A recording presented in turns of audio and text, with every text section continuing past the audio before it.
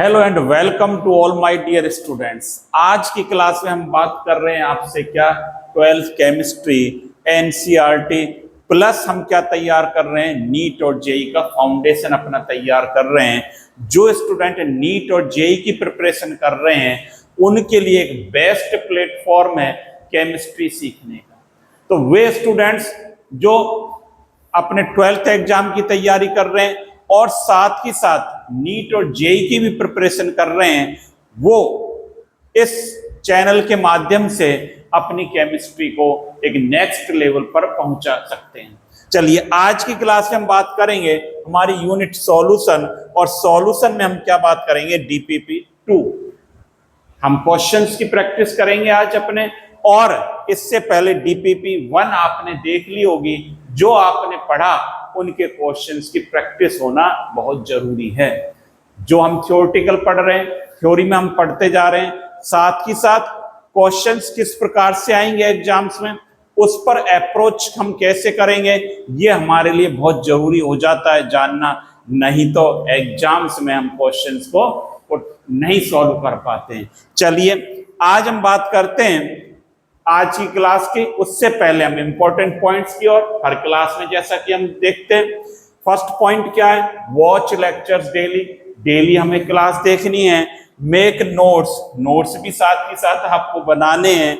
और don't follow many books, बहुत सारे बुक्स को फॉलो नहीं करना है।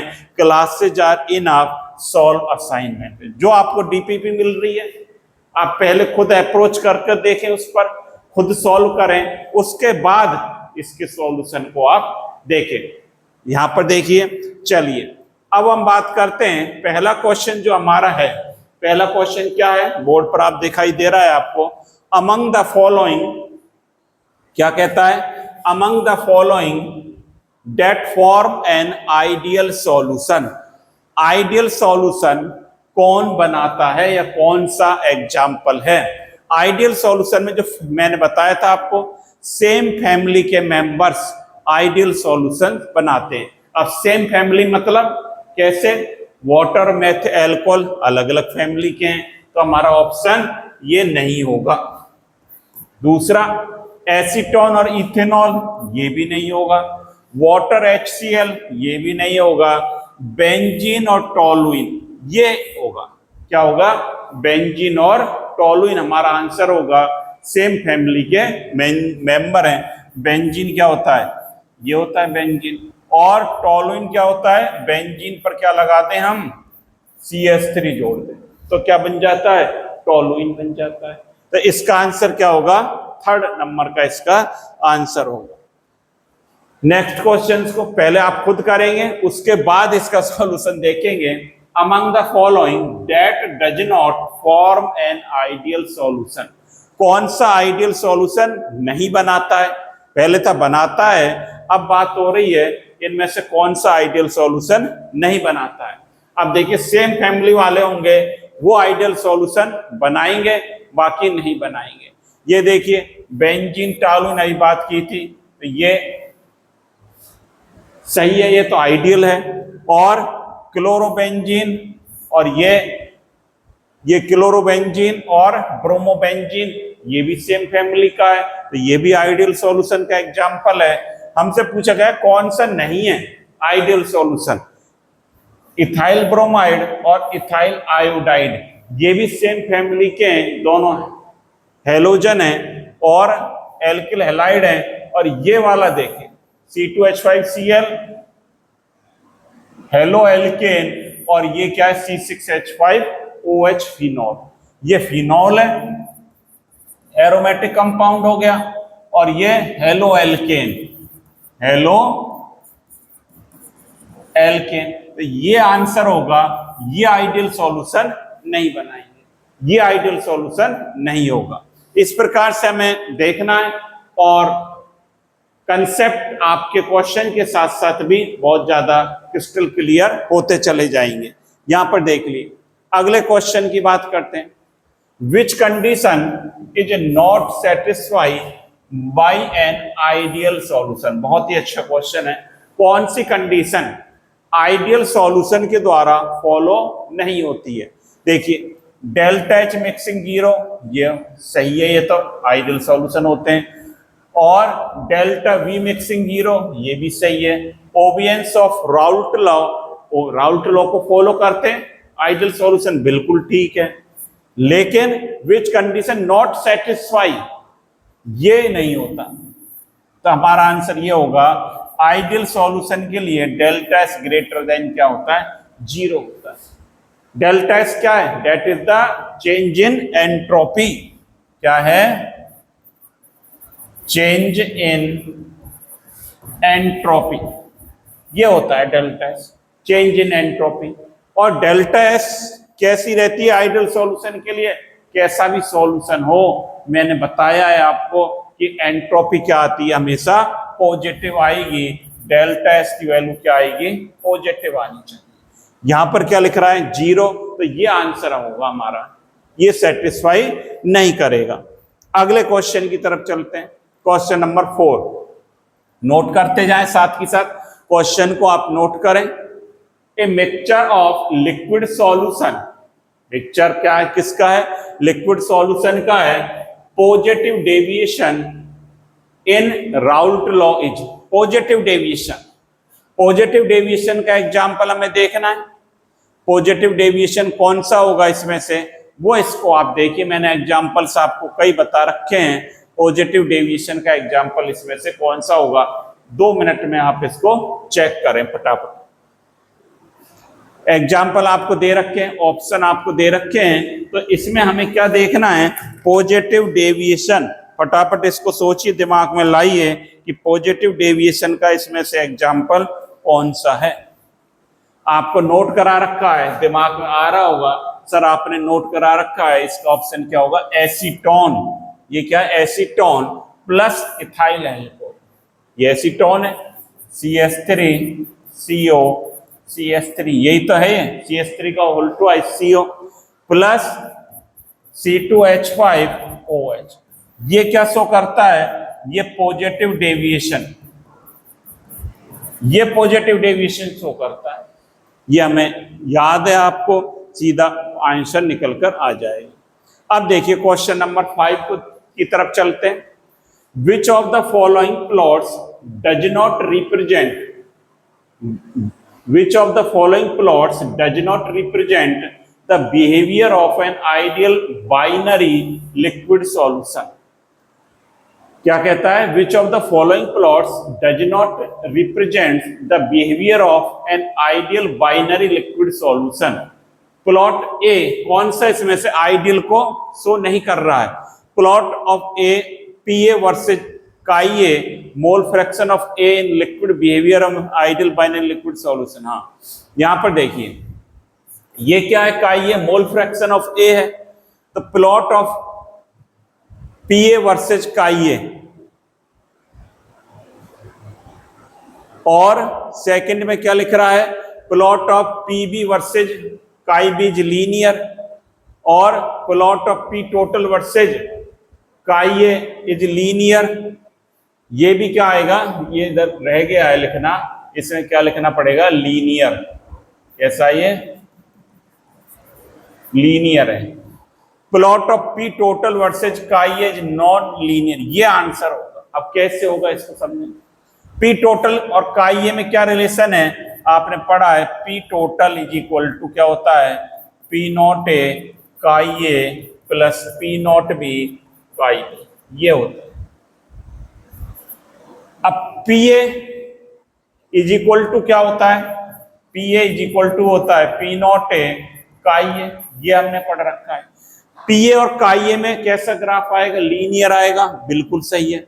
सेकंड Pb और काई बी में Pb इज इक्वल टू क्या होता है, ये हमने पढ़ रखा है, Pb इज इक्वल टू होता है P naught B chi B. जब Pb और काई बी में ग्राफ प्लॉट करेंगे तो लीनियर आएगा, और क्योंकि इसके क्या ये प्रोपोर्शनल है, P total versus chi A, P total और काईए में भी लीनियर आएगा, और लेकिन P total versus chi A non linear, non linear नहीं होगा, ये क्या होगा, लीनियर होगा। तो इस प्रकार से हमें राउल्ट लॉ के अकॉर्डिंग ये यहाँ पर क्वेश्चन पर अप्रोच करनी पड़ेगी। अगले क्वेश्चन की तरफ चलते हैं। देखिए ये खाली स्लाइड है, हटा देता हूं। अब देखिए एजोट्रोपिक सॉल्यूशन हम पढ़ चुके हैं। एजोट्रोपिक मिक्सचर्स आर, कौन से होते हैं एजोट्रोपिक मिक्सचर्स? जिनका बॉइलिंग पॉइंट क्या रहता है? कांस्टेंट रहता है। सर आपने हमें बता रखा है। मिक्सचर ऑफ टू सॉलिड नहीं होगा। Those which boil at different temperature, no, ये भी नहीं होगा। Those which can be fractionally distillated, no, ये भी नहीं होगा। Constant boiling mixture, azeotropic solution की डेफिनेशन में हमने पढ़ाई है, that is the constant boiling mixtures होते हैं जिनका बॉइलिंग पॉइंट क्या हो जाता है? कांस्टेंट हो जाता है। तो ये आपने पढ़ रखा है, तो इसका आंसर क्या होगा? फोर्थ होगा। ये आपने पढ़ लिया। अगले क्वेश्चन की तरफ चलते हैं। An azeotropic mixtures of two liquids has boiling point lower than either of them when it, दोबारा देखें, an azeotropic mixtures of two liquids has boiling point lower than either of them when it, इसको देखिए आप, एक second पे note करो और इस पर 1 मिनट का टाइम आपको देता हूं। हाँ भाई बता करा, वेरी गुड, बहुत अच्छा, बहुत बढ़िया ढंग से आप पढ़ रहे हैं सारी चीजों को। Azeotropic mixture of two liquids has boiling point lower, क्या कहता है कि बॉइलिंग पॉइंट लोअर हो जाएगा, मतलब बीपी इसका जो है लोअर हो रहा है। देन ईदर ऑफ देम, दोनों से, ये क्या कहता है? मान लीजिए यहां पर देखिए ए है लिक्विड प्लस बी लिक्विड है, मान लीजिए इसका 50 डिग्री सेल्सियस, इसका 80 डिग्री सेल्सियस, इसका एक का 50 डिग्री सेल्सियस है और दूसरे का 80 डिग्री सेल्सियस है। दोनों को मिक्स कर दिया, ये लिक्विड जो बना, ये लिक्विड सी, इसको दे देते हैं लिक्विड सी ना। इसका जो बॉइलिंग पॉइंट है क्या है? लेस देन, क्या लिख दूं? लेस देन 50 डिग्री सेल्सियस होगा। बीपी जो होगा इसका लेस देन क्या होगा? 50 डिग्री सेल्सियस, ये कह रहा है। अब जब बॉइलिंग पॉइंट इसका डाउन हो रहा है, दूसरी बात आप ये सोचें, बॉइलिंग पॉइंट क्या हो रहा है? कम हो रहा है, और वेपर प्रेशर इनवर्सली प्रोपोर्शनल होता है बॉइलिंग पॉइंट, ये आपने पढ़ रखा है। बॉइलिंग पॉइंट कम होगा तो वेपर प्रेशर क्या होगा? इंक्रीज होगा। और वेपर प्रेशर इंक्रीज कहां होता है? हेनरी वाले तो ऑप्शन हट ही जाएंगे दोनों, ये दोनों ऑप्शन हट गए। और हमने क्या पढ़ रखा है? नॉन आइडियल सॉल्यूशन में हमने 2 प्रकार के सॉल्यूशन पढ़े थे, पॉजिटिव डेविएशन और नेगेटिव डेविएशन। पॉजिटिव डेविएशन में क्या होता था? देखिए खाली स्लाइड देखते हैं क्या, देखिए यहां पर ही समझ लें। जो पॉजिटिव डेविएशन था, हम पॉजिटिव डेविएशन की बात जब कर रहे हैं, पॉजिटिव डेविएशन में जो पी ऑब्जर्व्ड ग्रेटर देन क्या आता था? पी थियोरेटिकल, ये आता था पॉजिटिव डेविएशन। मतलब पी ऑब्जर्व्ड, पी जो एक्सपेरिमेंटली वेपर प्रेशर है वो क्या आ रहा था? ज्यादा आ रहा था। यहां पर बॉइलिंग पॉइंट कम हो रहा है, लोअर हो रहा है, तो बॉइलिंग पॉइंट लोअर होगा, वेपर प्रेशर क्या होगा? इंक्रीज होगा। और वेपर प्रेशर इंक्रीज होगा तो कौन सा होगा? पॉजिटिव डेविएशन होगा। सीधा सीधा आंसर क्या आ जाएगा? Positive deviation. बात समझ में आ गई होगी कि बॉइलिंग पॉइंट डिक्रीज हो रहा है, और बॉइलिंग पॉइंट डिक्रीज होगा तो वेपर प्रेशर इंक्रीज होगा। और पॉजिटिव डेविएशन में क्या होता है? P observed greater than P theoretical. तो इसका आंसर क्या हो जाएगा?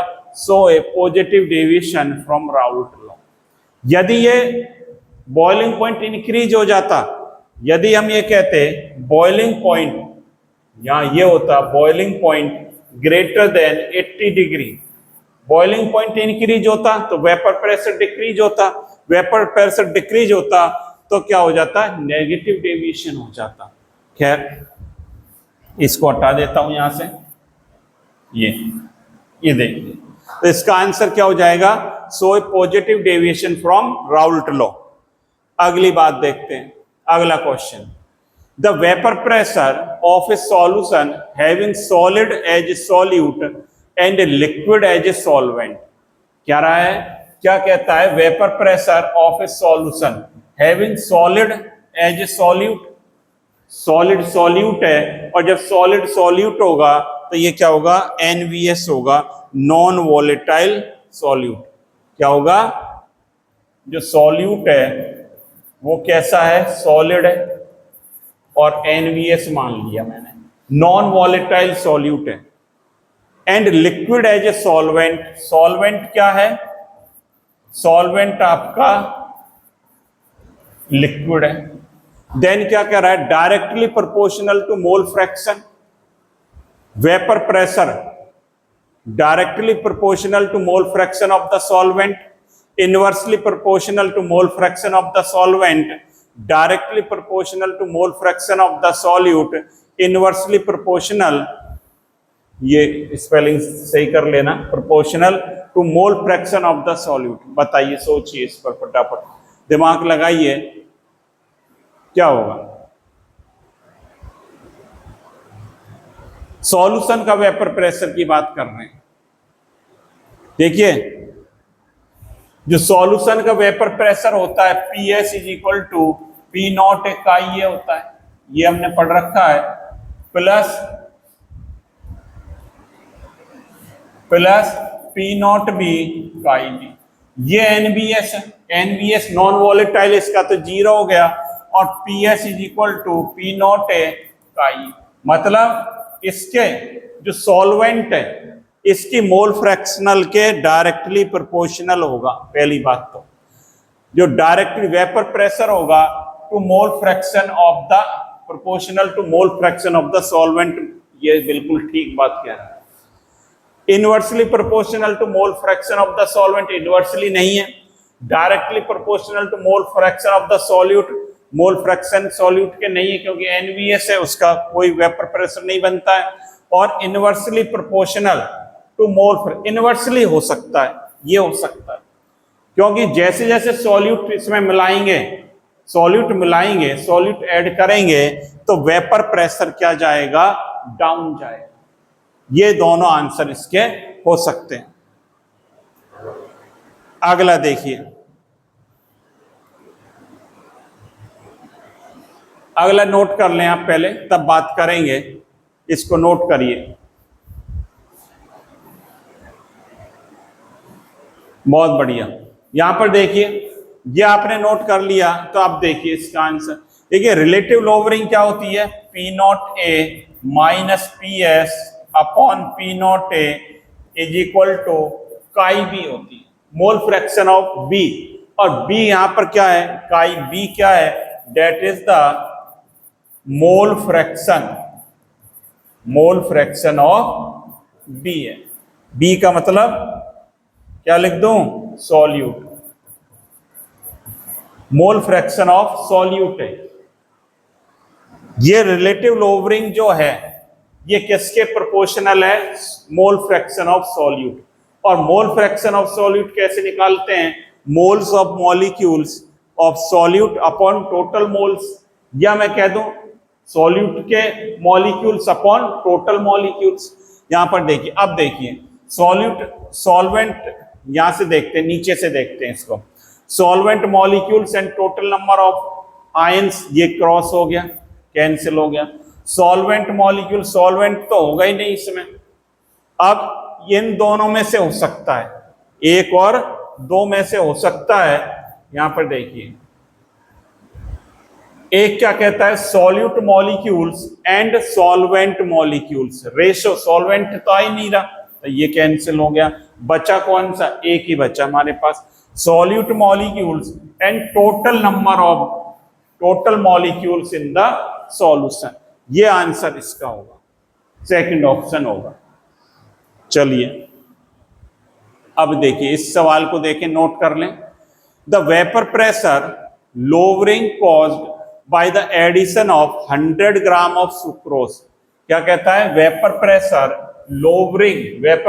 लोवरिंग हो रही है caused by the addition of 100 gram of sucrose. और सुक्रोज क्या होता है, यहां पर देखिए, सुक्रोस होता है C12H22O11। इसका मॉलिक्यूलर मास दे रखा है Mb के 342 और वेट कितना दे रखा है, Wb दे रखा है 100 ग्राम, ये दे रखा है। To 1000 gram of water, if the vapor pressure of pure solvent at 25 degree Celsius, vapour pressure of pure solvent P naught A दे रखा है 23.8 दे रखा है।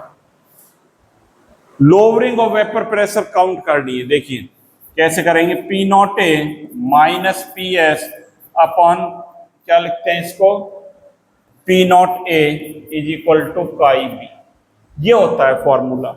अब यहां पर ये जो है ये कैलकुलेट करवा रहे हैं, इसको डेल्टा वी मान लेता हूं मैं, और P naught A is equal to chi. अब इससे डेल्टा वी कैलकुलेट करनी है हमें। क्या फॉर्मूला आ गया, ये आ गया delta V upon P naught A is equal to chi B, और काई बी क्या होता है, mole of B upon mole of A plus mole of ये होता है। अब यहां पर देखिए पहले इसको सॉल्व करते हैं, इतने पोर्शन को। एन बी क्या है, मोल्स ऑफ सॉल्यूट, और सॉल्यूट हमारा क्या है, सुक्रोस। इसका कितना क्वांटिटी दे रखी है, 100 ग्राम दे रखा है। मोल्स कैसे निकालते हैं, given mass upon molar mass. तो एन बी निकाल लें पहले, देखिए एन बी बराबर कैसे निकालेंगे, given mass upon molar mass, ऐसे निकालें। कितना मास दे रखा है, ये दे रखा है 100, और इसका मॉलिक्यूलर मास 342 दे रखा है। तो एन बी की वैल्यू कैलकुलेट करो फटाफट इसको पहले आप। ये कितना आ जाएगा, ये आपका आ जाएगा, यहां पर लिख लेते हैं 0.292, इतना आ जाएगा। दूसरी बात 0.292 आ गया आपका, वेरी गुड। अब एन ए निकाल लो, एन ए क्या है आपका, देखो इसको समझें। एन ए क्या है, एन ए सॉल्वेंट होता है, एन ए क्या है, mole of solvent. 1000 gram of water दे रखा है हमें, क्या दे रखा है, 1000 ऑफ ग्राम वाटर। तो 1000 अपॉन ये किसका लिए निकालता हूं, H2O के लिए, ये किसके लिए है, सुक्रोस। अब यहां पर देखिए H2O का मोलर मास 18, तो इसका कितना आएगा, 55.5 आना चाहिए। कितना आ जाएगा, 55.5।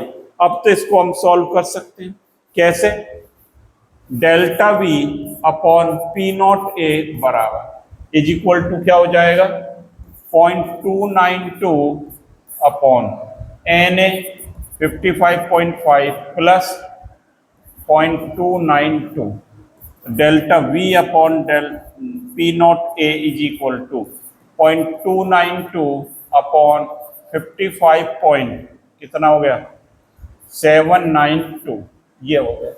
और डेल्टा वी हमें क्या, P नॉट ए की वैल्यू तो दे रखी है, यहां पर देखिए P नॉट ए कितना दे रखा है हमें, P नॉट 23.8, यहां लिख दें delta V is equal to, ये दे रखा है डेल्टा वी अपॉन 23.8 0.292 अपॉन 55.79, ये हो गया। और डेल्टा वी बराबर क्या आ जाएगा, डेल्टा वी बराबर क्या हो गया, ये हो गया 23.8 इंटू 0.292 अपॉन 55 ये हो गया, क्या हो गया, 55.792 डेल्टा वी। ये आप कैलकुलेट कर लें, इसका आप कैलकुलेशन करेंगे तो कितना आ जाएगा, 0.125, कितना आ जाएगा, 0.125। ये देखो ऑप्शन है क्या, ये रहा। तो ये सेकंड ऑप्शन हो गया 0.125, ये आंसर हमारा निकल कर आ जाएगा। तो इस प्रकार से क्वेश्चंस पर हमें अप्रोच करनी है सभी क्वेश्चंस पर, और साथ ही साथ ये क्वेश्चंस प्रैक्टिस करना बहुत असेंशियल है, बिना इसके कुछ नहीं होगा।